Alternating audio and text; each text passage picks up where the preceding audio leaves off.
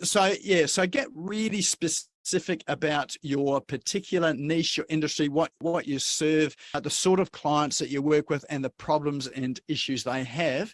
And that's the easiest way to really start becoming that go-to expert. So it comes down to your decision on the clients that you want to work with, or the product and services that you want to offer quite specifically.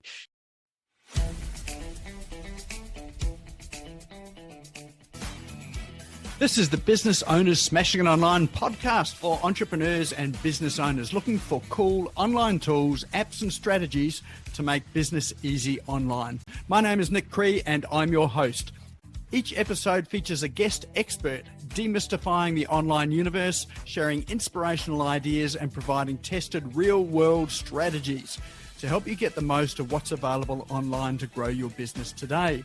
Don't be a slave to your business. Get your business working for you.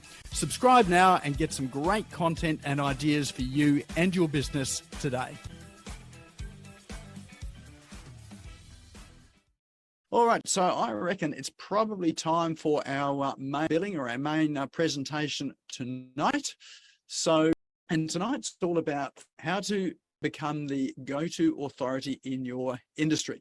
So the reason why I'm talking about that, and in fact, I'm your guest speaker tonight, so we don't have a guest. It is me being the first, is it the first Tuesday of the month? I think it is. So yes, first Tuesday of the month is the slot that I generally try and reserve for myself. But the reason why I sort of share that is that one of the comments that I get from people quite regularly is that I appear to be everywhere on Facebook, on the web, on social media, all over the place. I'm not, but it just appears that way. And I had a number of comments from people saying that I must spend all of my working hours on these platforms, and just keeping up with comments and posting and whatever.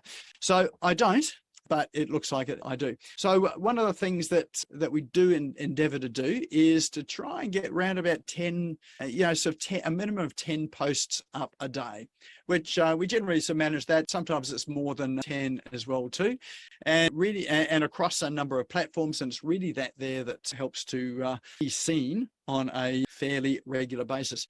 Now, the thing about being a go-to expert, let me just share the screen here if I can find it again. Way too many screens open here. All right. There you go. Discover the fastest way to become the go-to authority. Actually, I haven't shared the right screen, have I? Let me try that again. All right. Let's try this one here.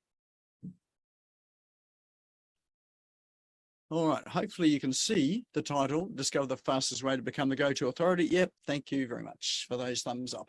Okay. So, maybe let's just ask a question first of all. And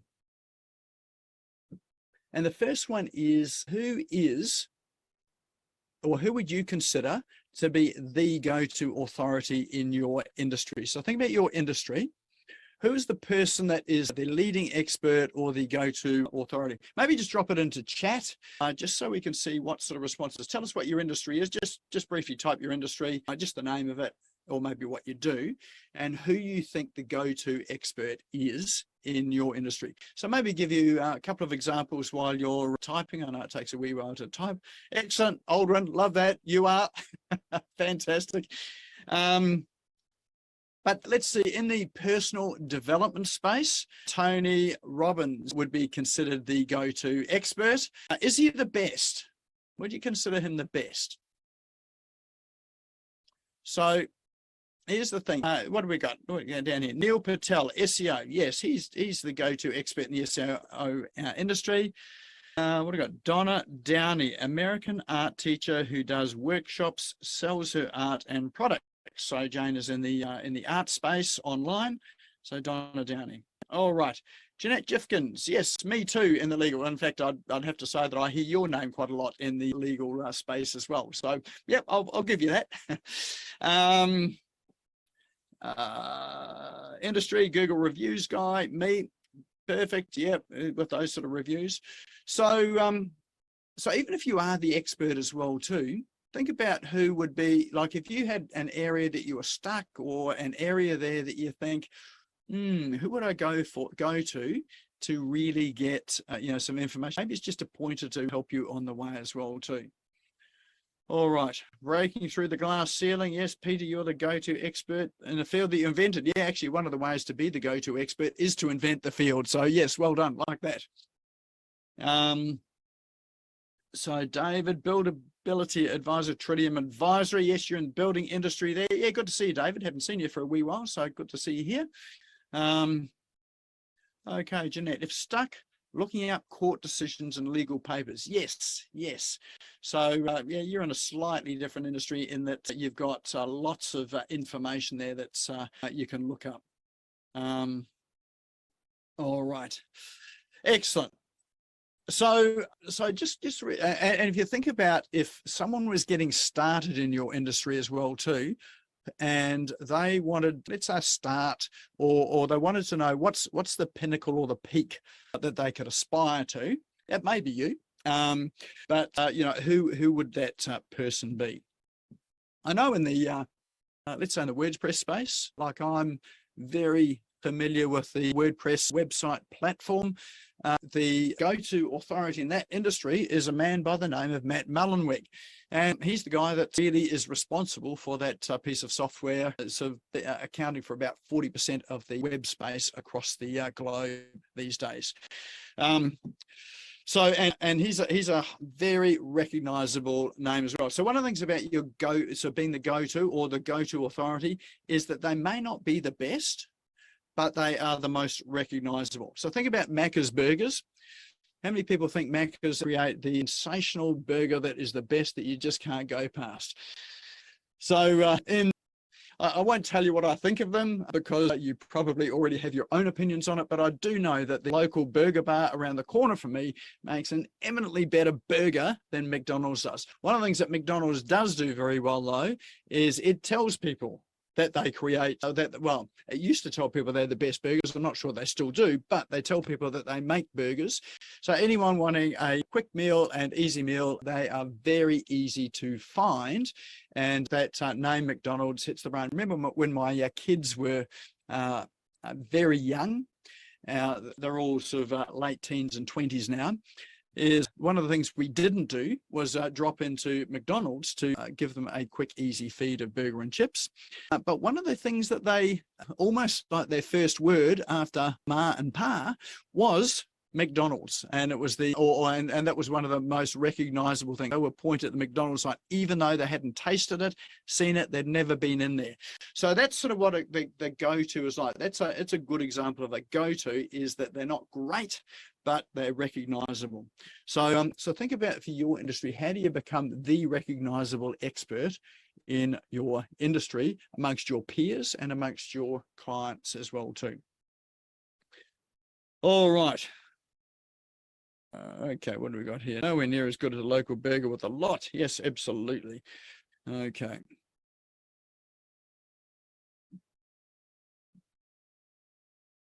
All right, so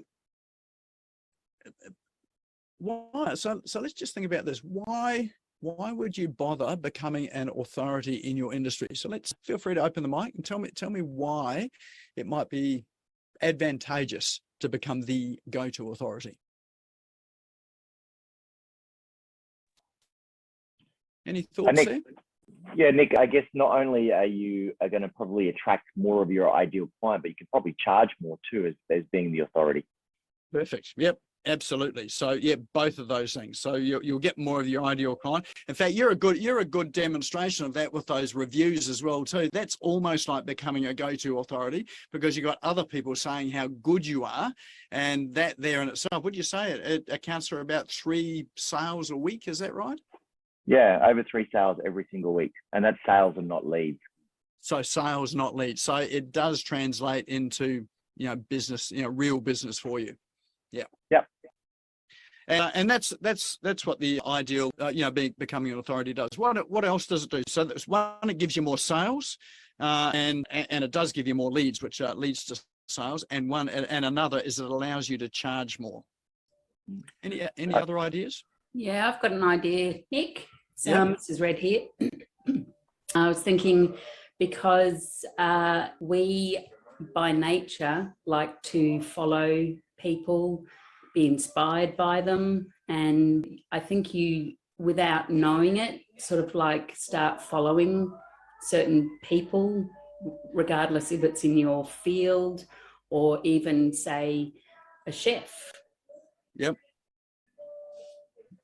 So you become sort of someone that people actually seek out or want to follow. Actually, food is probably a good one as well, isn't it? Because if you come onto a good restaurant or a good chef, then if that chef moves and you happen to know where they are, then often people will go and hunt out that restaurant or where they've moved to. All right, so it does sort of attract people to you, and one of the things it does do is it means that you don't have to hustle and and chase leads in business.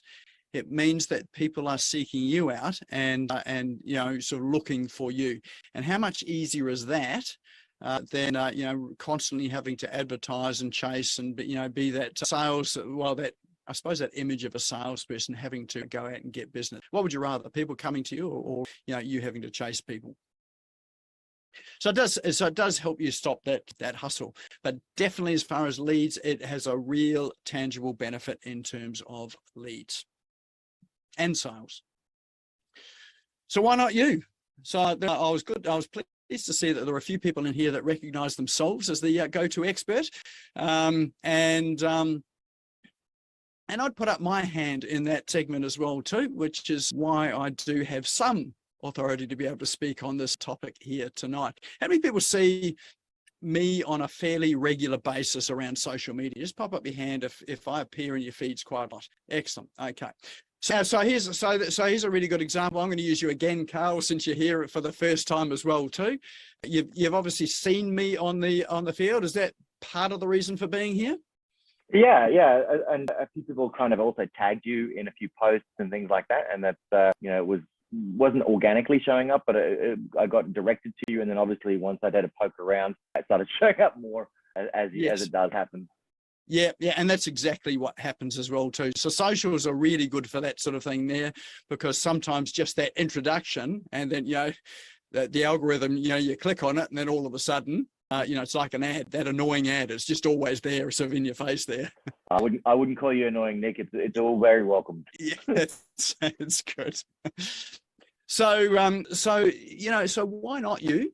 And I think that if you want to make business easier, then becoming an authority in your niche or in your industry is one way to make it a lot easier. It also makes it cheaper for you as well too. So just imagine, if you've got 3 or 4 almost guaranteed pieces of business that come into you each week, what sort of difference would that make to you in your business?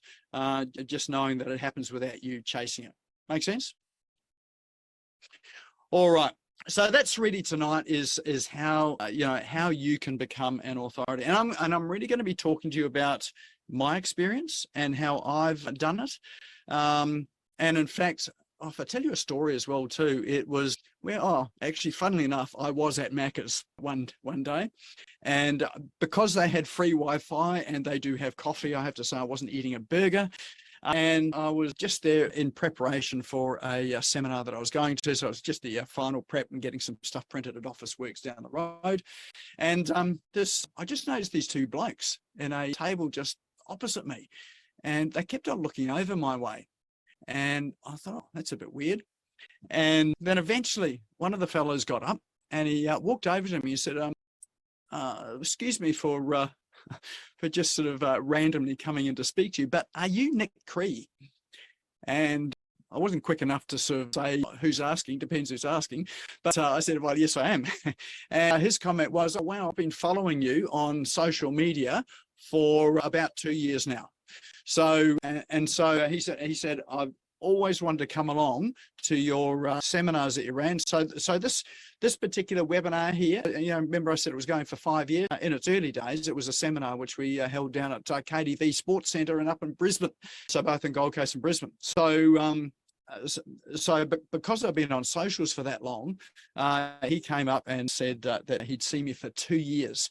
So if he'd been in the let's say at that stage there, we're actively creating websites, and so if he was in the position of wanting to get a website, well, who rises to the top in terms of preference then in terms of who they choose? Is it someone they just Google or an ad that they click on social media? Or is it someone that they feel like they've got an affinity to, they know, they've been following them around for a couple of years and think, well, this person may sort of know a thing or two about it. Do you know people like that in your industry that are quite visible like that? So a few nods there. So that's really what you want to become. That's the purpose of being that go-to expert. It's not that you know everything. It's just that you're highly visible. I think it was Brian Tracy said that in order to become an expert in your industry, you can do it in 12 months by reading one book a month on your specialty or your topic. Imagine that. Some people spend years at university, but if you read one book a month, you become the go-to expert. And a lot of it's about visibility around all that, because you talk about that all the time. Plus you're increasing your knowledge around that topic as well too. Not to discount sort of the time that people spend at university, but and there's a whole lot of other information you get there, but it's a reasonably sort of quick shortcut and can certainly help to accelerate your business and your career as well too. All right, so first thing is this one here. Nail your niche, call it. So this is your industry, and it's all about becoming known for something in your industry. So let's see who we got here as an example. I'm going to grab Jeanette as an example. She's a lawyer, and lawyers are a dime a dozen out there. Sorry to say, but they're a dime a dozen out there. And if you market yourself as a lawyer and get known to be a lawyer, then it's very so-so, and it's you don't really sort of stand out. But there are all sorts of different lawyers out there that I discovered. There are those that do, family law. There's those that just deal in divorce and separation. There are those that deal in criminal law. There are those that just deal in traffic infringements. So if you think about that there, and there are those that deal in website documents and website legals. But if you think about that, if you let's say if you've got a website, for instance, and you need a terms and conditions and privacy policy for your website, who do you go to? Do you go to a criminal lawyer? Probably not. They might be able to draft it up for you, but probably not. You're not going to ring them as your first port of call. Going to go to you might go to a general lawyer, someone that just advertises himself as a lawyer. But if you see something come up in, let's say, a social media profile that says that they are a specialist in website terms and conditions, and that's what you're looking for, how does that impact your decision making about who you go and contact as at the first point of call? So it's really important to get really specific about what you do. Art, for instance, since we've got Mrs. Red here from Mrs. Red's art room, art is an all-encompassing topic as well, and that can be photography, it can be video, it can be paints, it can be pastels, it can be pencils, it can be sort of all sorts of things. So, but if you nail it down to, so like if you are a, what did I do at school?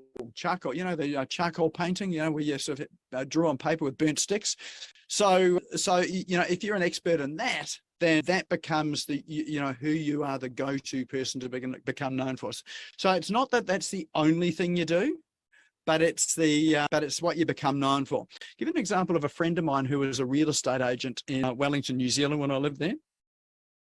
And real estate agents, a bit like lawyers, dime a dozen as well too. But what he so when you become a real estate agent, he was given a patch to I suppose harvest, and so he'd throw out his marketing flyers out into his particular patch, and that patch included commercial, included apartments, included residential, included rental property. So there's every type that was in there. But what he decided to do is he decided that he just didn't like hopping in the car and traveling and wasting all this petrol traveling to various places. So he decided to focus on only places in the city.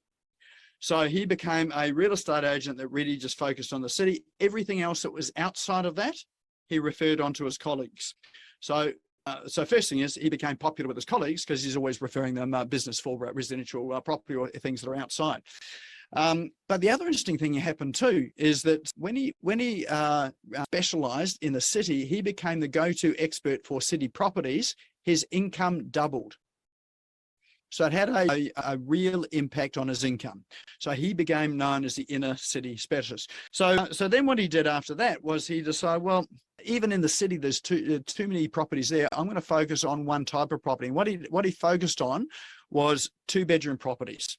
So, and 2-bedroom new properties from developers. So that was all he focused on. So everything else he referred on in his office, and his income doubled again. So by narrowing his niche down, his income sort of dramatically increased because he became known as the expert in that particular area. So if anyone was looking for, say, 2-bedroom apartments in the city that were brand new, who did they go to? They went to Rene Morby because he was the person that was the go-to person in that area. Could they have gone to another real estate agent?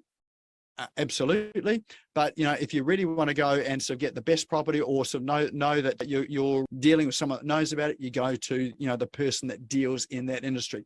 And he eventually he sort of got it right down to, I think he ended up with only certain buildings that he was dealing with. So he became quite niche in it. He was on over $1 million a year in commissions. And this is like 10 years ago. And so in that there, he became the go-to expert. He didn't have to travel far. He was only dealing with about 5 buildings, I think, and he was on over $1 million a year. So it does really impact your income. And the reason why it does that is because you are seen as the expert in that area. He used to tell people he was the expert as well too. So not only was he just working it, he would tell people who he's the expert, and other people would tell clients and customers he was the expert. So he was referring out, remember, he's referring out all these other properties to the other agents there. They would have clients there that would come to them saying that they want a 2-bedroom property in the city. They would refer those people to him, and other people that have bought those would refer it to him. So on a whole number of levels, it became good for business. Now he got asked the question, well, what would happen if the bottom fell out of the property market? I mean, that's never happened before, has it? Maybe in for it again. But let's say it did fall out. He said, what would you do? Your income's gone and everything's gone. He said, well, look, I know the process. All I'd do is I'd become an expert in another area. I would just move my focus from 2-bedroom apartments to something else and become the go-to expert in that. So just because you're the go-to expert in one area doesn't mean you're locked in there for life. You've got a process to be able to do it, and and you can be adaptable and change as the market and the environment changes as well. That makes sense? Excellent. Okay. So get really specific about your particular niche, your industry, what you serve, the sort of clients that you work with, and the problems and issues they have. And that's the easiest way to really start becoming that go-to expert. So it comes down to your decision on the clients that you want to work with, or the product and services that you want to offer quite specifically. If you ask Tony Robbins, for instance, if he's the go-to person in the personal development space, I don't know whether he is or not, but his name just keeps cropping up all the time. I know that it's reported that he charges $1 million plus for a consultation with him. If you happen to be one of the elite wealthy actresses, actors, royal family in the world, they will pay $1 million for a session with Tony Robbins, because he's the go-to expert in, is it NLP? I think it was, he calls it something else, NAC. So he's the go-to expert in that there, and transformational results. So he's able to command those prices. So that's why I got you to think about, who is the go-to in your industry now. If you are, that's great, but you've probably got a few notches to step it up.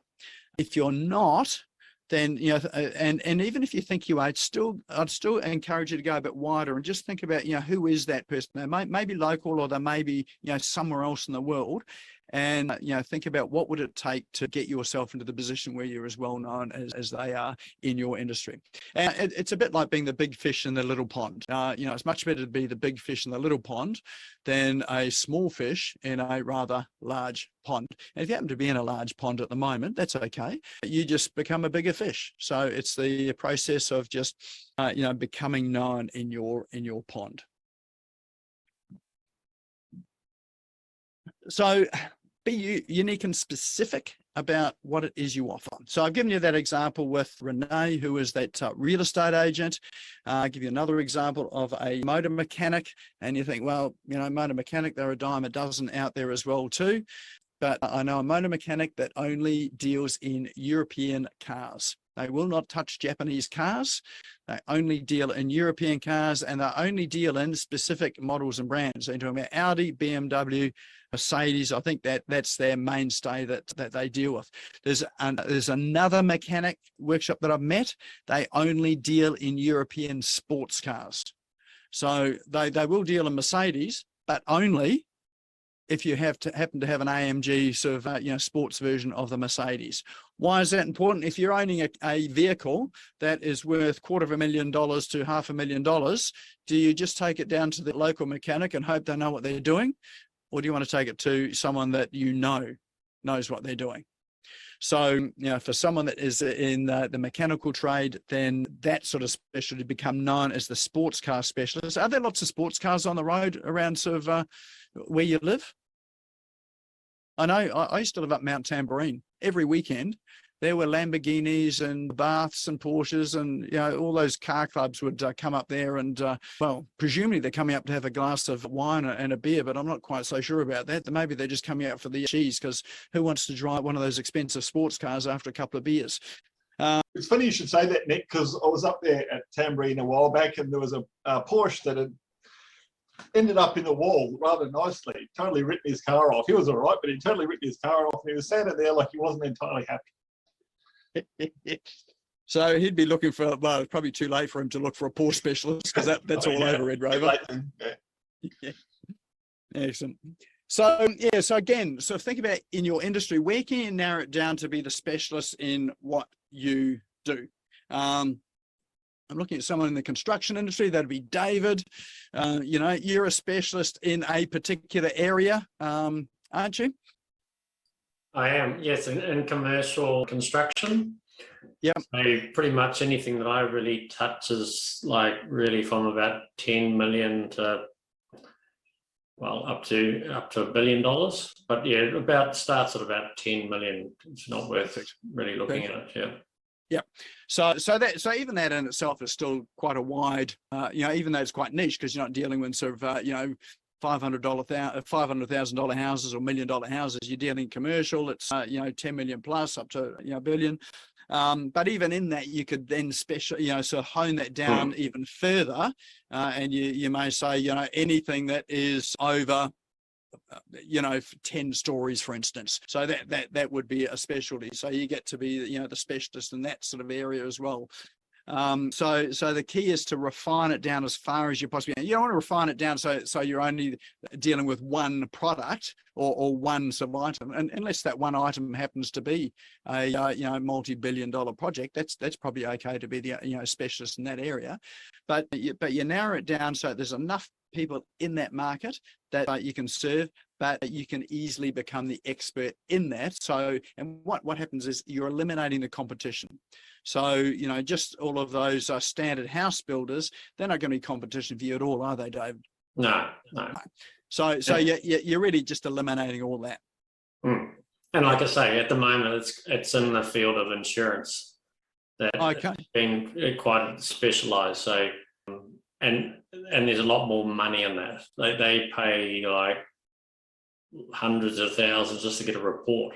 Like you're dealing with things that are like $50 million shopping centres and things like that, but that's quite a specialist field in itself as well. Yeah. Awesome. So you'd be the go-to person in that sort of area there when you've got insurance companies, wanting to get, let's say, a report. Absolutely. Yeah. So they're not going to go to a standard run-of-the-mill builder for that, are they? Well, they want something that's independent. Yeah. You see, so that's the key to it, is being independent. Otherwise, yes, they have to go to builders and that sort of concept, which they prefer not to. So then they can put it out to the market. Yeah. So. So again, sort of identifying those sort of key things there that they want. So they're problems that people have and like insurance company, that's a key thing that they want. Then you can really target that and be quite unique in that. So think about your, what's unique and specific about your product. Now you may deal in an industry with lots of things. Just pick one. Doesn't have to be the sole thing, but just pick that one.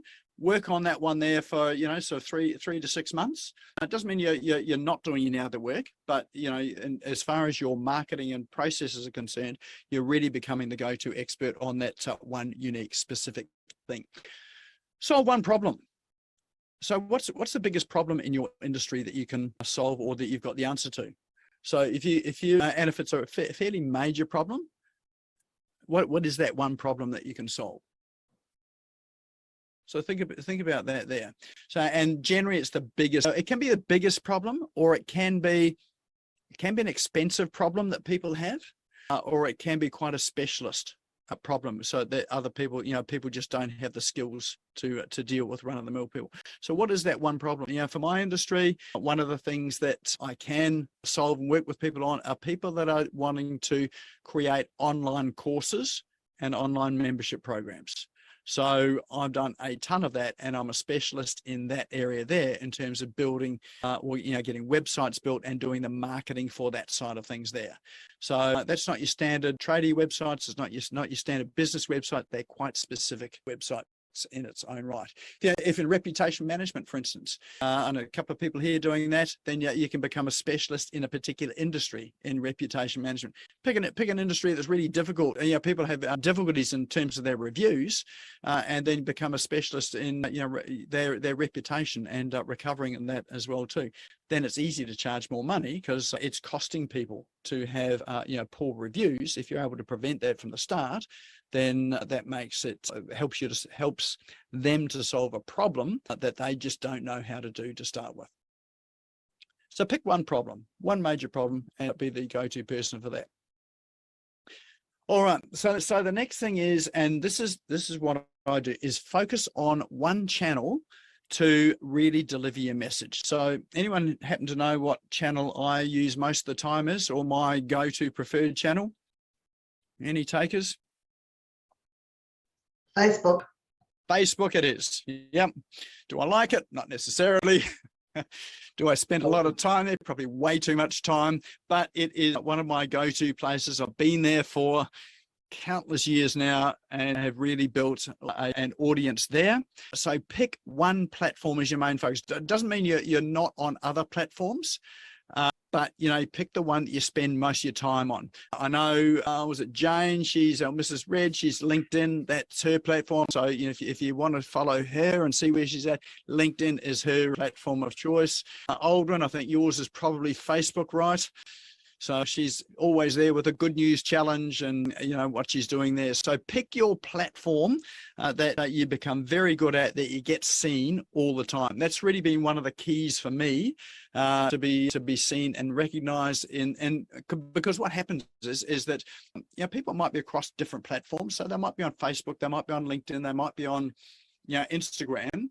But what will happen is that they are primarily on one sort of platform. So it's a bit like, if you go to church, you can go to the Episcopal Church, you can go to the Methodist Church, the Presbyterian, Uniting Church, or whatever.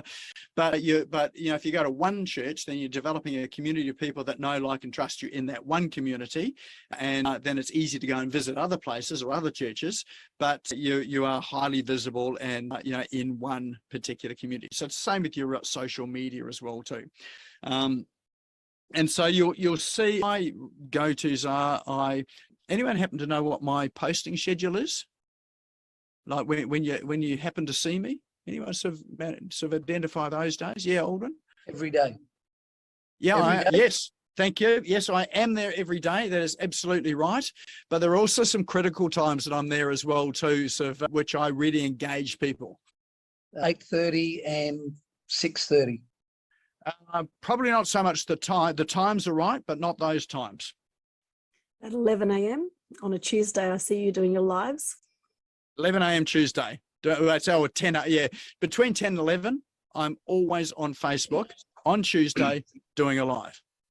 So and that's in my diary. And we'll talk about that. Is that you schedule your time that you are going to be there as well too. So for me, that is an immovable appointment. No one will book my time between 10 and 11 because this is my time to show up for people on Facebook. I'm there religiously every week. You'll see me there. If you go back through my feed every Tuesday 10 to 11, I'm there. Actually, Brad, you're partly right as well too. The other time that I post is about 6 o'clock in the morning. Anyone know what I post at 6 o'clock in the morning? This is not every day, but this is every 2 or 3 days.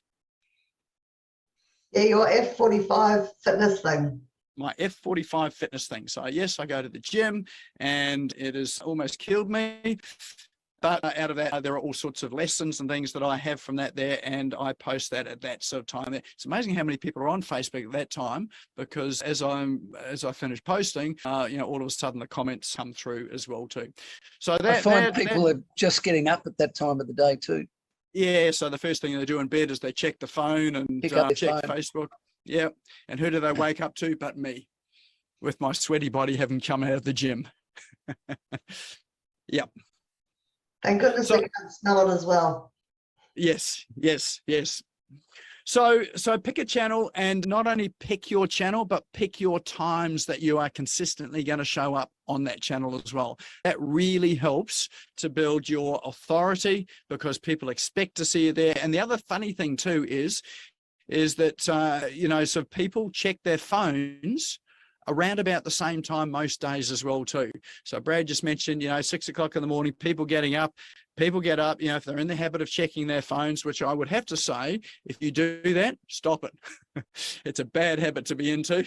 If you check, if they're doing that, then they're going to do that each time in the day. So, if you're posting, let's say for me, 6 o'clock in the morning, I guarantee I'm going to get the same audience a lot of the time at that time, every time. There'll be new people coming in and out as well too, but just like ads on TV, how, when I don't watch TV anymore, but, I used to watch TV, and you hear these ads come on, the jingles come on, and you start singing it.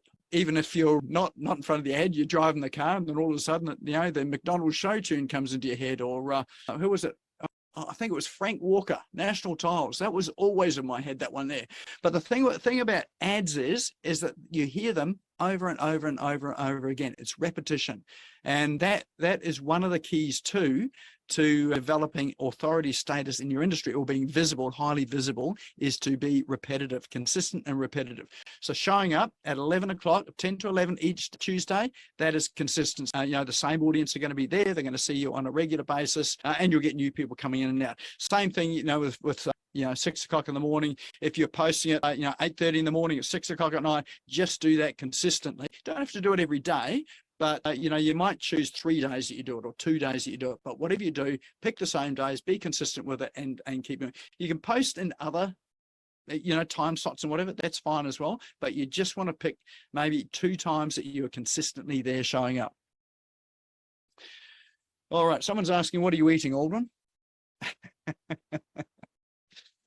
I was eating almonds, and now I'm eating ginger because I've had a bit of a sore throat. So I'm doing all the healthy stuff. I'll be getting onto the chocolate later. So. Sorry for that segue there. Okay, so don't ignore the other channels as well too. So definitely jump into the other channels. I'll generally jump into LinkedIn as well too, and I'll comment and follow and like and share sort of posts there. Not there nearly as much as Facebook, although I did try to break up with Facebook once, but Facebook took me back again. So they wouldn't let you leave. Yeah, that's right. Maybe I was just too familiar with Facebook, and I just didn't want a new sort of love of my life to get familiar with. So LinkedIn is still out. Well, it's still there, but it's they're still not the center of my attention. Just on that, I think the choice of, because I was thinking about this the other day, because I was setting up a LinkedIn thing as a result of one of these other sessions that we had, and I was sort of thinking it's probably, when it comes to which one you engage on the most, it's very likely to be where your clients are most likely to be found. So yep. Building websites, for example, you're going to have a broader range of clients who will be on Facebook for all sorts of various reasons, whereas they might not have, that sort of professional thing on LinkedIn, depending on the type of business that they're in. Yep. But if you're in a specialist medical field, LinkedIn might be something that's relevant, just off the top of my head, but there's probably something to factor into the choice of platform. Yeah, absolutely. And it's, if you're going back to, let's say, this one here, nail your niche. This is all about your ideal customer, where your customers hang out. That's part of your decision as to what, platform you're really going to hang out on the most, is think about where those people are. Mine probably tend to be on Facebook, because they're typically, how people have found me, and I tend to attract people from that platform, because that's where I am. I'm sure if I developed a decent profile on LinkedIn, the same would happen over there as well, Jim. Probably a slightly different niche or skew in terms of customers, but you can do it on either platform. But yeah. So this is awkward. What profile do you post on? Do you post on your personal profile on Facebook, or do you use Smashco, or for most of that engagement? That is a very good question, actually. Can I just sort of get a show of hands here? Who here's got a Facebook page? Just give us a show of hands. So it's a business page. All right, so about half the room. Okay. How many people sort of prefer to post for their business on their page or their personal profile? Who goes page? Posts on their page? Just put your left hand up. Who posts on their personal profile? Okay. So yep. So both as well. Great. Thanks. So yeah, my preference is personal profile. So I do it on my personal profile. The reason for that is that, and this really comes down to, what are you building? You're building a personal brand and a personal following, or are you really just wanting people to focus on a product or service or business type of thing? In terms of people's psychology, they'll tend to follow people. They're not going to follow businesses. They're going to tend to follow. So for me, when you have a look at my posts, I've got the live on Tuesday, which is generally about this event here on Tuesday night. My gym posts, they probably don't quite fit in a business page, but they do fit on a personal profile.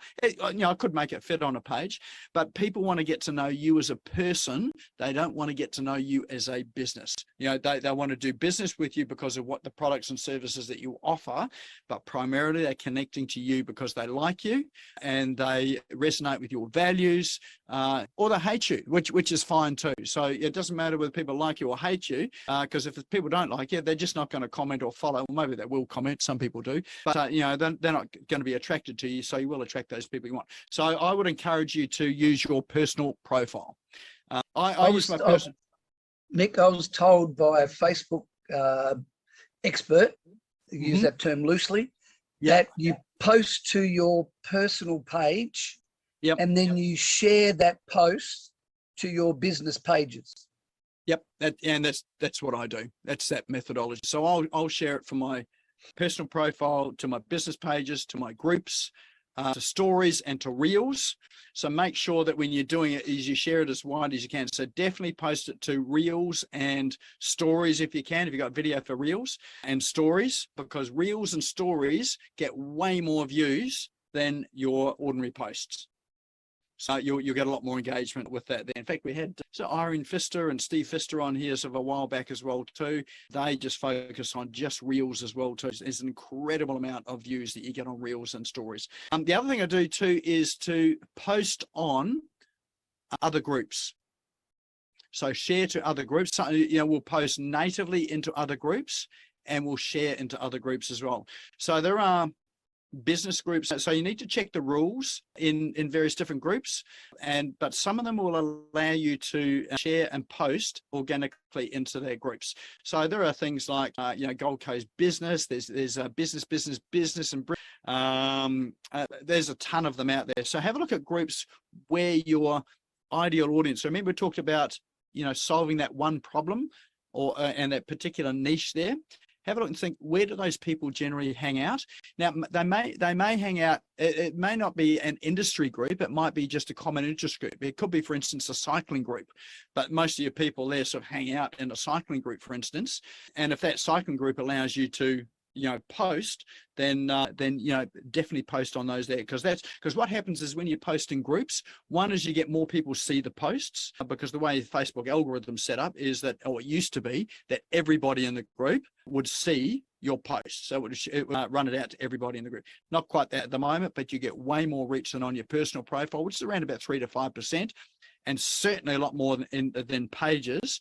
What Facebook does is it wants you to pay for reach in pages. So that's another reason not to use a page as your main profile, because they want you to take out ads to share it out. So you're putting yourself at a disadvantage. So if you got in your profile and you share it to your page, then you've got 2 avenues that it's there. If you start to share it to 10 different groups, then you've got a whole lot more reach as well. That's what I tend to do. So you'll often see the same posts get shared to a number of groups. Sometimes people see the same thing 2 or 3 times. That's okay. It's a bit like, ads on TV. Sometimes they only see it in one group because that just happens to be where they are. They don't see it anywhere else, but they'll follow the breadcrumbs back to my profile. Brad. Yeah, just one thing about there. You mentioned about native posting and just sharing, and there is a big difference because but Facebook can actually tell whether you're typing or cutting and pasting or whatever, and it does affect the algorithm. So if you can, you're better off doing native posts and that rather than sharing. So if you've got the same content that you post up on your profile, you're better off taking that content and posting it again on your page rather than sharing, because it just works the algorithm a little bit better. It does. So yeah, that's absolutely right. And if you're posting in a number of groups, then it always pays to change it up a bit so it's not exactly the same, because if it's exactly the same, again, Facebook picks it up, says this is the same, and it does affect your reach as well too. So if you can change it up a bit, that's good as well too. But it's better, if you can't do that, it's better to have it there across a number of groups there the same than it is not to do it at all. All right.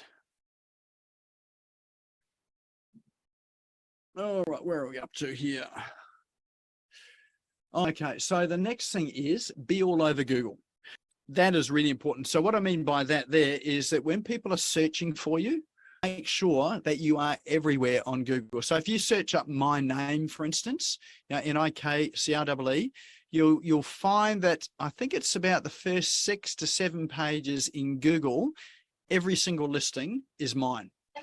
So they include things like podcasts. They include, if I've been a guest speaker on a podcast, they include things like these events here. So every Tuesday. So one of the benefits of marketing this all over the place is it appears in Google.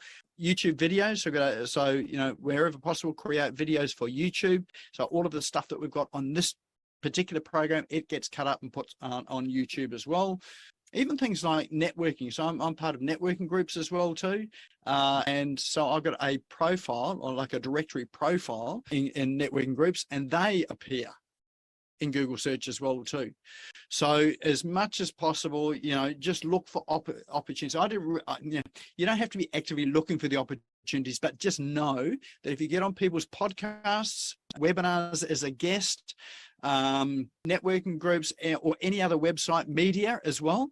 Like if you get free publicity in newspapers or magazines or blogs or that sort of thing there, they get into the search algorithm as well too. And so all of those opportunities really help to position you as the expert. In fact, that free media, in articles that you have on, largest publications, not even largest publications, but, other publications, that's probably some of the best media you can get, because it gets indexed by the search engines. It gets you up there on search, particularly with your name in it as well too. Aldrin's who says she's running a program on that. What was that, 22nd, Aldrin, of this month? So yes, so if you haven't been to that, if you want to know how to get into that media and get that free coverage and get into search so that you're dominating Google, Aldrin's workshop, because she's got a ton of really good information, practical steps to be able to do that. And she's put the link in the chat, which is great too. Thanks. So, and the other thing too about being all over Google, if you've got a website, and you should have a website, then make sure that you just go through the process of optimizing that website for search as well too. It's not difficult.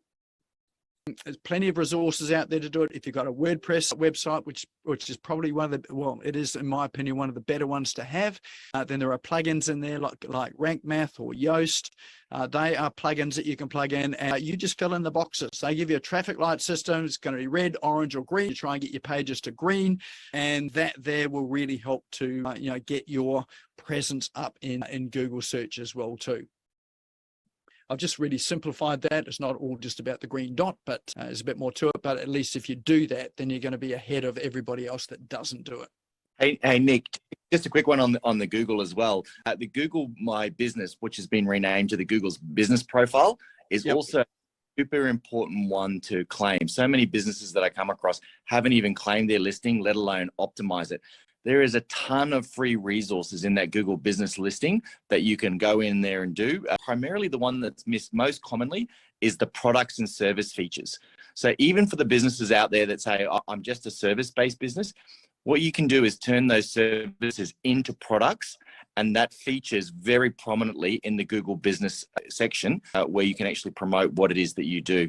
36% of your SEO comes from optimizing that profile alone. And unfortunately, too many business owners have only just claimed the listing and not done anything with it since. Yeah, absolutely. In fact, thanks for bringing that up. If I was to give a number one tip, it would be that there. Before you've even got a website, is to make sure you've got a fully optimized Google My Business profile. What do they call it now? Google Places? Just Google Business Profile. Google Business Profile. Yep. So if you don't have one of those tonight, you don't have one of those now, I would highly recommend that after we finish tonight, you hop on there and go and claim your profile. Super easy to do, and but it is the most important asset I think that Google's got that a lot of people are missing out on. So thanks for that, Carl. That's good. All right. Other thing too is in your socials, give incredible value as well. One of the things that I see businesses doing all the time is to hold back. So they've got all of this knowledge that they hold back and say, you're not going to have it unless you pay for it. So while on the surface, it appears like good logic, you've got the keys to the kingdom and you have to buy a key in order to come in. It actually damages you and hurts you, and you have to work a whole lot harder to get people to buy the key to come into the kingdom. So here's the thing. People say, well, if I give everyone all the information about what I do and how to do things, then they'll just go off and do it themselves. Well, yes, that is true. There are people out there that will take exactly what you tell them, they'll go off and do it themselves. But those people there generally would not going to be your customer anyway. They'll be out there Googling to try and find the information so they can do it themselves. But interesting thing happens, and I've had this happen before, is that they will go and do it themselves. If someone comes and asks them, who do they know that can help them with their problem that they've got, or a specific problem? So let's say it's Google My Business, since we're talking, or what was it, Google Business Profile. If we're talking about that, Carl might come up and just give full instructions about how to set it up, but they may have a friend that comes on and says, well, look, who do you know does it? Look, this guy Carl, he just go through all this information you've got here, it'll show you to do it. I'm not doing that, I'm too busy, I just want someone to do it for me. They will go to Carl. So you actually get referrals off people who are those DIYers. So don't worry about giving away the information, because it'll come back to you in terms of business. The other thing that happens too is that often when people are assessing who they want to deal with, they do want to deal with someone that's knowledgeable, that knows what they're doing. What's the best way to demonstrate your knowledge? Is you tell them and you give them all of the steps that you go through and the things that you do, and it's quite transparent as well. So if you've got someone that's holding things close to their chest and you have to pay for the keys to the kingdom, or someone that's just given it all to you, if you want to use those products or services or buy them, who do you go to? Someone you don't really know because they've hidden it all, or do you go to the person that's transparent and is given everything? So give incredible value and just give everything. So trust me, it works. I've done that for about 30 years now, even before I was online, and it's just one of the biggest tips in terms of generating business and to become well known. Because what happens is that people will then go and talk about you as well too. If you give that incredible value, they will talk about you. Old age. All right. Number 4 is commitment and consistency. That image there is if you've ever been to the gym, or if you haven't, this is the worst exercise you could ever do. That is picking up some ropes and thrashing these ropes up and down on the ground. It looks like it's not too hard, but it is incredibly difficult. But it is all about commitment and consistency. When you do that, it's like you do it to the end. So we talked about that there before. It's like if you're developing your profile online, and you find it's not working, or you're not getting the traction. So I do get people say that, look, I've been doing this posting, but nothing. I'm getting nothing back. Usually they're about 2 weeks into it. I'm about, what am I, about 25 years into it now. So, you know, it does take time, but 2 weeks into it's not enough. Once you're 3 to 6 months into, you know, posting consistently and being online consistently, working on your videos, if you've got a YouTube channel, getting podcast invitations to be guests on it, if you do that consistently, then you'll start to see some results. So don't give up. That's the biggest mistake I see people make, is they just give up too early, and they give up just before they start to get that success. And I guess alongside that as well, it's dangerous just to look at the metrics of how many people are following you, liking, sharing, that sort of thing there. Just don't worry about that there at all. It will organically build. So if you get no likes, don't worry about it. Just keep going. Like at the very beginning, I had no likes. No one liked me. But these days, what was it? I posted it was a post I put up from my time at the gym, and it was about something that no one ever talks about. And I know some people commented on that here, and that was at the gym. If you're in a squat position and you feel a fart coming on, is it okay to let it go? Sometimes you have no choice, it just goes. But that post there, I thought, oh, this could go either way. You know, it's just one of those risky ones that you sort of think, well, you could bomb or not. But I think it's almost up to 100 comments now, and it's well over 100 in terms of sort of reactions to it as well too. So you never know. Nick, I may have thought of you when I was swimming on Sunday with a similar thing happening. Jet propulsion. So you never know what's going to happen and which ones are going to kick off. Like I know they'll put posts up there. I thought, oh, this is just a killer. You know, this one here is going to take off. It's going to be viral. I'm going to be the next famous sort of TikTok guy on a skateboard drinking orange juice. You know, it's just going to go across the globe. And crickets, nothing. And then there's other random ones that I put up that are just sort of brain explosions that I just put up there, and all of a sudden, poof, off it goes. It just takes off. And sometimes you just don't know why things take off or how it happens or what it is. You know, if I knew the secret to what goes viral and what gets all the comments, I would be an absolute trillionaire now selling that knowledge. But I don't. It's all experimentation. So, but the key thing is show up, be consistent, keep going. And that's why I say schedule the stuff in your diary as well, because if you schedule it, then it's going to happen. One of the things is don't ever miss an appointment with yourself. Don't let anyone else book it in. Just, you know, that is part of your business. There you go. Schedule yourself. I had a slide about that. So there you go. All right, almost there. So just remember in order to start to get that traction as well too, it's not all about you. So you're not just writing about you, you're writing and you're thinking about the problems that people have got, you're writing for them. So engage, be engaging. I mean, have you ever been on I know we may not have been on an aircraft for a while now, but that's all starting to open up now. Ever been on an airplane and you've had someone sitting next to you talking, and they talk your ear off for the whole way? And they are incredibly boring because all they're doing is talking about themselves. I've had that many a time. I don't know, I must just have this face that looks interested. Maybe I should just sort of put on a sour look, but you know, it's just that invitation. And then at the end, here's what they say. They say, oh, you're the most interesting person I've met. So they've done all the talking. So don't be the one that's doing all the talking. Engage people so that they start talking. If they start talking, then they think you're interesting. Weird, isn't it?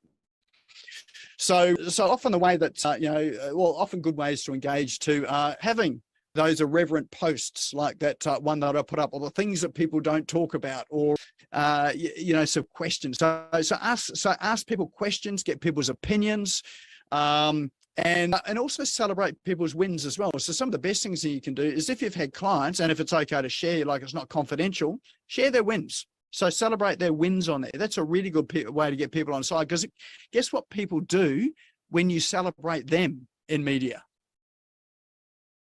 They share it. They tell people. So you get them sharing for you. So you get other people finding out, because they're doing the work of getting stuff out. If you ask questions, same sort of thing happens as well too. So really do be engaging, ask and celebrate. In fact, some of the best things you can do is put case studies up. So if you've had successes with clients, put case studies up. I know that Brad Delaney here, he's the headshot guy. You've probably seen his photos up on LinkedIn and Facebook. He's always posting them up there consistently. So two things happen there. He's got the people he takes photos of, share it with their friends and family and colleagues as well too, and they get comments there. And the second thing it does is it positions him as an expert, because he shows the sort of work that he does as well. And connect with influencers and experts. Now this is probably more of an advanced thing. It's you may not be able to do this to start with, but as you start to develop your influence there and start to develop your notoriety out there, then you will have people that have got bigger audiences than you that will start to follow you, engage with you. So go to their audiences and go to their pages and engage with them as well too. And then some of the best things you can do is to get on, if they've got podcasts or webinars, get on their podcasts and webinars as a guest. There's a bit of a trick behind it. You need to sort of have some reason for them to invite you on, and you need to have sort of something really to contribute. The best way to start contributing is start contributing to the discussions in their social media. So, be on their pages, in their groups, really contribute. Even if it's just a like, a heart, those sort of things there, people notice that sort of stuff. So, so that's that. If that's all you did is just go around and like and heart and add smileys to, sort of to people's posts, I know that I look through. I told you not to focus on the metrics and things, but I can't help myself. I go through and look who's like this, who's sort of hearted it, who's smiled, who's laughed, all that sort of thing. So people do that sort of stuff. So so even people with large followings will do that as well too. So don't discount the value of doing that. Particularly important on a platform like LinkedIn. Like LinkedIn, you typically don't get the same sort of engagement as you do in Facebook. But if you're sharing and you're sort of reacting and maybe commenting, then that goes a long way on LinkedIn when you then go and connect with them with a direct message.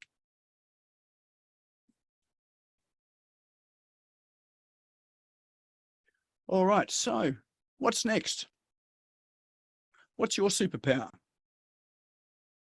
So if you think about, what is it that you want to be known for? Actually, just drop it into chat. What do you want to be known for? So what's your go-to expert? And here's the thing with it too, is that if you decide to be known for something and you realize it's the wrong thing, don't worry about it. Just change it. So, but the key is to start with something like the real estate agent that I talked about that, just zeroed in on inner city properties, still wasn't right. He just kept on refining and refining and refining until he got, what was his $1 million niche. All right, what do we got? So Deborah, be helpful and knowledgeable, headshot guys, making people look good. Definitely do that. You've made this character look good. And Jane, currently doodling. So doodles, yeah. So Jane wants to be known as the doodler. Well, you are, I think, aren't you? Actually, you're becoming quite well known for that because you've linked doodling and concentration together. So that's a really good strategy as well too.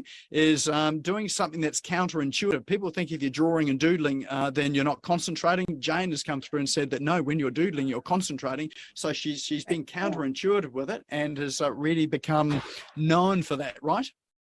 I have, but the funny thing is that a doodle in Australia is different to a doodle in the US and UK. So I can either use that or I can just be very subtle. Yeah, some of those language things can be good too. Excellent. There we go. Small business websites. Look out me, eh? That's a story, Michael. They will bring out the best. Fred, the connector. Yes, you definitely do that well, Fred. All right. So just drop down actually, it is good to jot down what you want to be known for, because remember that you can save this chat as well too. So you'll be able to save the chat with those 3 little dots down the bottom right-hand side. Then you can follow up people and have a look at their socials and seeing whether that's what they are being known for as well too. All right. Excellent. Any questions, comments, anything else? That's here endeth how to be an online expert. It's a bit of a whistle-stop tour with it all. But yeah, any questions or comments that I haven't answered?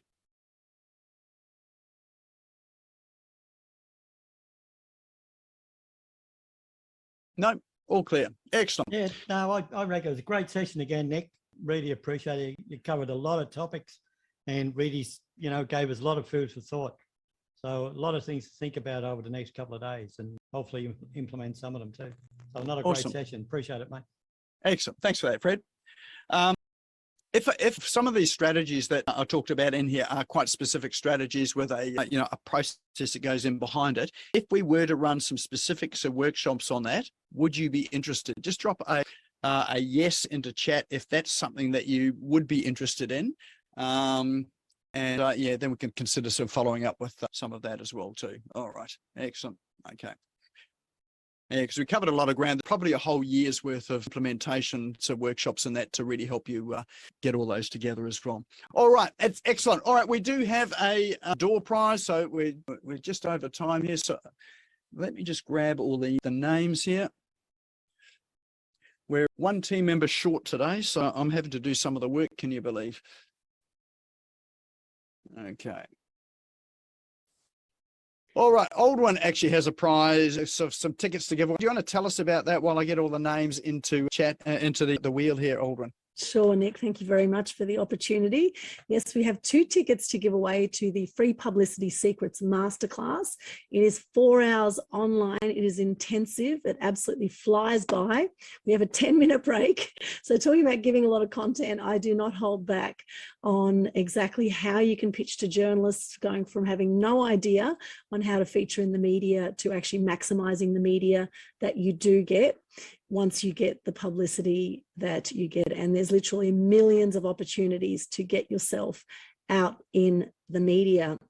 And just adding to what Fred was saying, I really loved tonight's session too, Nick. Love the value you deliver. I think this is one of the best ones you've done, actually. Really enjoyed tonight's session. And I want to remind people too on this journey of being known as the expert that I put a quote there earlier, it takes a lifetime to be an overnight success. Yes, it does. Like, be patient with yourself, I recommend, on this journey. It does take time to be known as the expert, and remembering that only 3% of people are ready to do business with you at any one time. So the thing is actually to be known as the expert, so that when people are ready to do business with someone in your industry, that they will come to you. And this actually happened with me recently. Someone I know for 15 years who wasn't ready to get media, kept putting it off, and then came to me after 15 years and actually said, right, now I'm ready. So, be patient with yourself, I recommend, on this journey. Absolutely. Actually, that's really good advice, Old One. I know that sort of being at the gym, I do talk about that, but it's, you think fitness takes a long time. It took me 6 weeks to get in to be a winner of the challenge and competition, but it was small things that happened every day. So it's turning up consistently every single day, getting small wins every day. And the same with business. So you don't actually have to be successful right from the get-go. It just is a gradual thing. Yes, and there's always more opportunities to do more in business, in marketing. It's like the sky's the limit. So the main thing is, that 1% change a day is 365% at the end of the year, right? So, exactly. So just taking those small action steps. So these tickets are $197 online, and they are absolutely phenomenal. People have attended this workshop all over the place and gone straight out and got publicity. So if you want to know the secrets, and having worked as a journalist for over 30 years, I can tell you what journalists are looking for. So I'd love you to join me. So let's see who the 2 lucky winners are, Nick. All right, let's spin the wheel. And if you haven't been, highly recommend Old Ones. I've been to it, and I've got free publicity too, which has been great. And the winner is Jenny M. Is Jenny on the call? I am. That's so wonderful. Thank you. I've been wanting to win this for a while, Aldwin. Oh, there you go, Jenny. Good on you. Consistently showing up. You see, there you go. It pays off in the end. Well done. Excellent. Excellent. And we've got one more ticket too, have we? Yeah? All right, yes. Let's spin the wheel again. Who's going to join Jenny along with this? Thank you, Jane. July 22, 9 a.m. to 1 p.m. Online or offline? Online. Yeah. So Jeff, that is you, which is good that it's online because he's in Manila. Perfect. I was just congratulating Jenny. Now here I am. Well Excellent. Excellent. Congratulations. All right. Well, we'll connect you both up to Aldwin by email tomorrow. Thank you very much. Thank you. All right. And we have one other prize tonight. That is my one. And a couple of weeks ago, or maybe it was a week ago, ran a workshop, which is how to generate an additional $100 a day online. Will's here. So Will was at that program. What do you think of it, Will?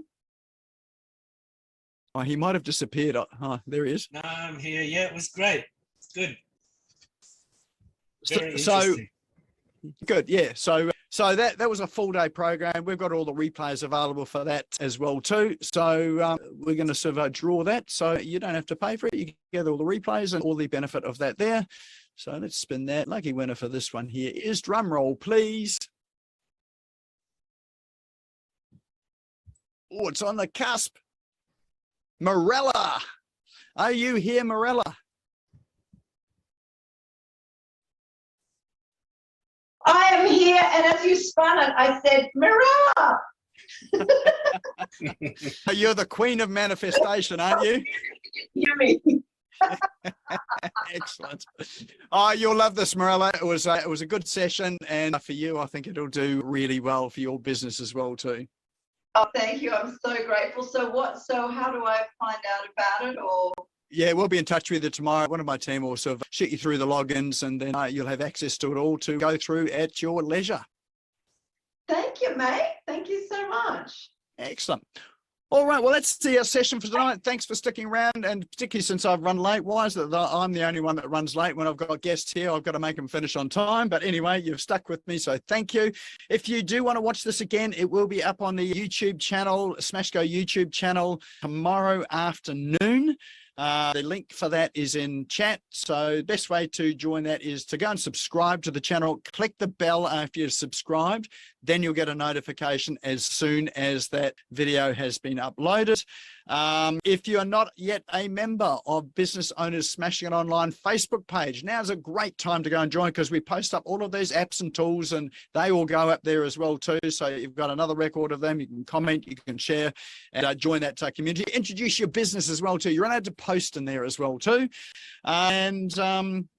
Apart from that, the link for that is in chat. And apart from that, we'll be back here next Tuesday with another exciting topic as well. In fact, next week, our speaker is in China. So he's actually lives in China. He's been living in China during the whole lockdowns and all that sort of thing. He's actually from UK.